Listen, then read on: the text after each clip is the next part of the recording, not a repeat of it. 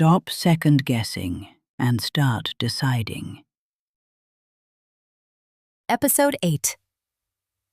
We are in a haunted hallway being invited into the world's most aggressive fireplace, Jade said. The pair stepped sure-footedly onto Ignara. A deep horn cried in the distance, low enough to rumble in her ribs. Ash drifted through the air like snow.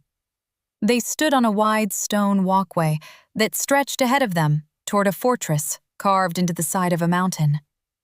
Not a castle from a storybook. A stronghold. Massive. Severe. Along the walkway, enormous urns stood, each one filled with flame. The fires burned high and steady, throwing light over carved stone and the guards standing down the path. When Morgan appeared, they snapped to attention. Weapons slammed against armor. The sound echoed across the bridge like thunder. The fire inside the urns bent unnaturally toward her as she moved.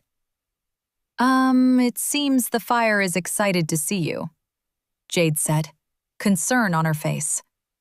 A commander strode forward and struck a fist against his chest. "You are needed in command center, General." Morgan's eyes swept across the bridge, tracking exits, defensive positions, movement patterns.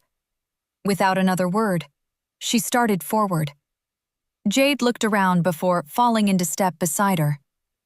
"Hello, everyone," Jade said to the guards. "Don't mind us as we try to emotionally regulate."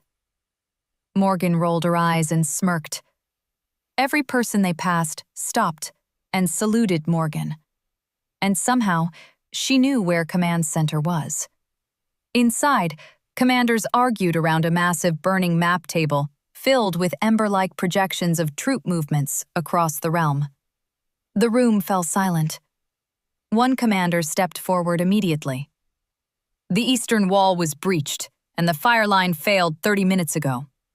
We've lost the lower bridge," someone else added. Everyone was speaking to Morgan like she already understood. And the terrifying part was, she did. Morgan stepped to the map, eyes moving across the burning projections.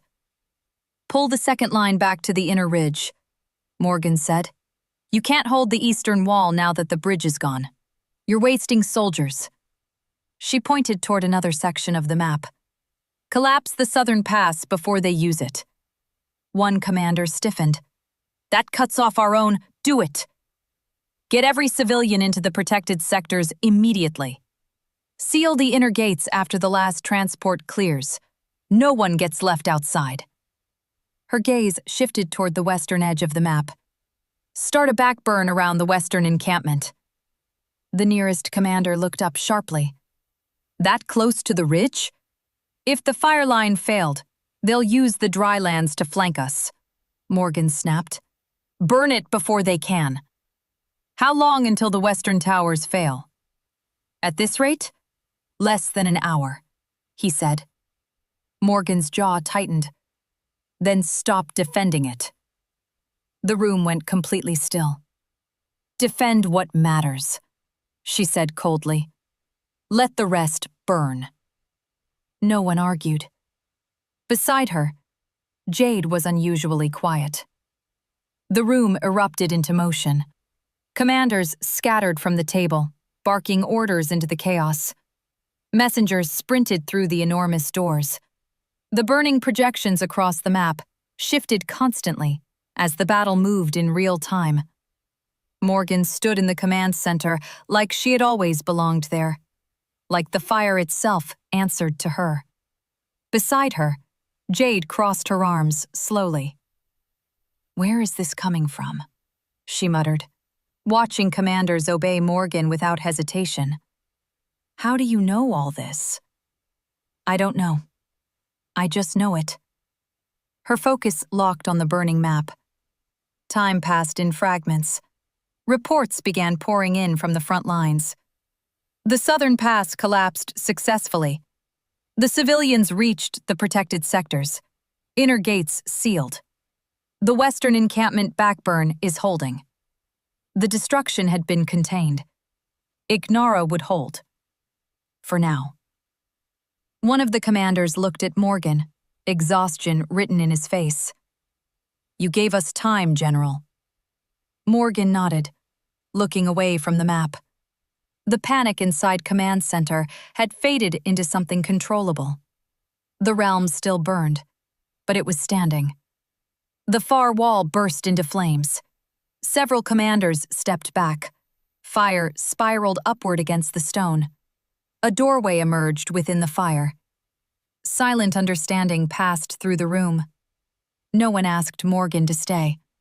The commanders simply stepped aside. Morgan turned and began walking toward the doorway. Jade quickly followed beside her. As they crossed Command Center, each commander they passed struck a fist against their chest in salute. "It's been an honor." Jade glanced sideways at Morgan as the salutes continued around them. "Okay," she said quietly. "This one's definitely your thing." Together, they stepped through the fire, and Ignara kept burning behind them. Weavers. One version of her decides, and the world obeys.